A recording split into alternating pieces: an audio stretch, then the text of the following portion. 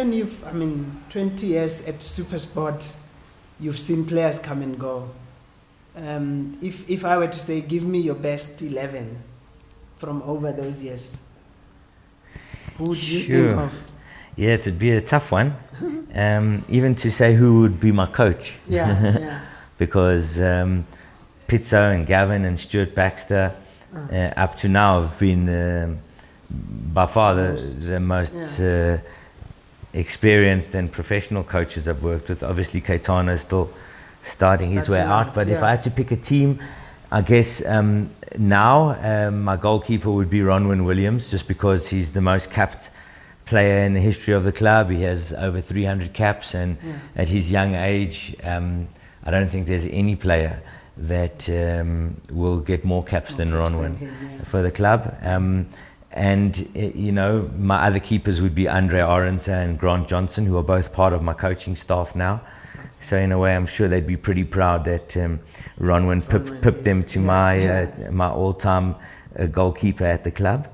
At right back, I guess Sibuni Sugaka would still probably be my pick at right back, just because we signed him as a young player, and he developed nicely. He could have been a centre back, but he did well for us there, and we've never really had any other right back besides Grant Kakana lately, who's put their hand up and won a few trophies with us, which was good. But I think Sibuni Sugaka would be my right back. At centre back, I always had Caetano Tembo, and then when we won the 3 league championships, I thought Bongani Kumalo and Morgan Gould, you know, formed a formidable partnership there, which won us those 3 league championships.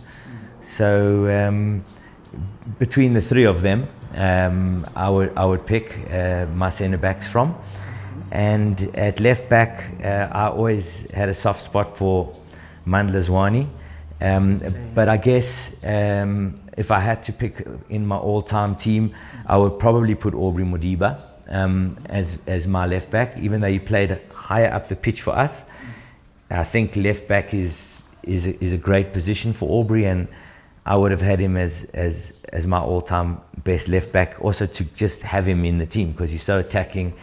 So you know, I wouldn't want to play without Aubrey in my all-time 11. And yeah, I guess between Bongani and Morgan and Caetano, I would go for Caetano, and I'd go for Caetano and Bongani just for longevity. Okay. Also that Bongani, you know, went overseas and you know, played for Spurs for those 4 years. So that's pretty special for us. Then moving into the midfield, we've had some tremendous players. You know, obviously Palembe stands up, you know, amongst that lot for sure. I think that young Gampani Lungu that's coming through now, in a few years' time, he'll have staked his place. I think he's going to be a formidable striker. But I would go for, on the right side of midfield, I would go for Palembe. He would still be my best. On the left-hand side, would likely be still Dane Clayt, you know, the most decorated player in South African history, and someone that we're very, very proud of what he produced for us.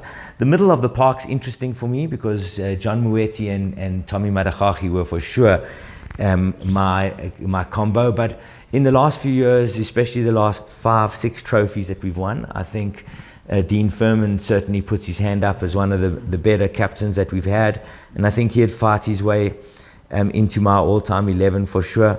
I think Dean would be there, and I think Tebogo Mokoena is starting to show, you know, precisely what he's about, and I would have liked to say like a Kamogelo Mokocho type player there, either Kamo or Tebogo, but both homegrowns, and you know, guys that we'd have in the center of the park fighting it out there to have a place next to Dean. And yeah, on the left side, like I said, Dane Clayt. But who do you pick then for your central midfield? Midfield, I'd go with Dean. I'd go Dean Furman, and it's close now because Yeye was great, but wasn't really with us for so long for me to say. So I prefer to go for homegrown players. I would probably go for Kamokhelo Mokocho in there. But Tebogo's time is coming, and Kamo's played overseas for a decade now, and he deserves his respect, and he's a great product of the club. So I would have Kamo in there with Dean Furman. That would be my partnership. And then up front, Glenn Salmon and Erasmus did very well for us. Abram Rasalamani was my all-time leading goal scorer. Jeremy Brocky came along and did very well in a short spell. I would add probably Bradley Grobler now to Kermit. I'd play Bradley Grobler and Kermit up front in my all-time 11.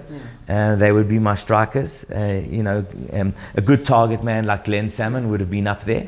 But I think Bradley's done enough in the last 6 years. The trophies that he's helped us win, and the goals that he's got us. I would say Bradley together with Kermit would be my striking partnership. And then we've got some fantastic players that would be sitting on the bench there.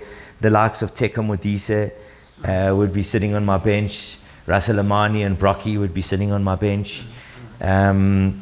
So they would be pretty strong contenders, and we've been lucky to have a good batch of players that have played for the club. But I think that would be my best 11. And then who coaches them? I think you would have to go for Pizzo, and then Gavin Hunt's assistant coach, Stuart Baxter technical director, and. Those would be that would be my Sundowns trio. Yes, would be Gavin and Pizzo and Stuart. And I think that depending on how the team evolves and what he goes on to, I'm happy Caetano's in my all-time 11 because it's not very often that you have a player coming through, signing for the club in 99, 2000, and 21 years later he's still at the club.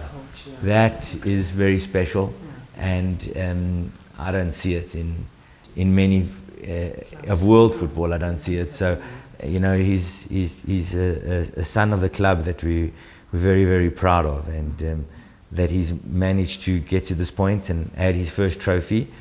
I would just want to see the hunger and the desire from the guys to add to that, because really we should have beaten Bloemfontein Celtic over 2 legs.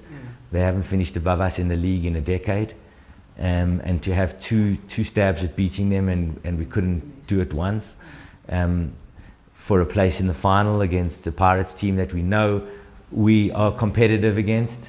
So that's disappointing, and hopefully Caetano's time will come again in the Nedbank. And in the meantime, for the league, if we can get a top 6 finish, we'll be very happy in this environment. And it's not going to be easy to do that. We can see that. So there's my best 11 for you. Thank you. Good. Thanks, Dan.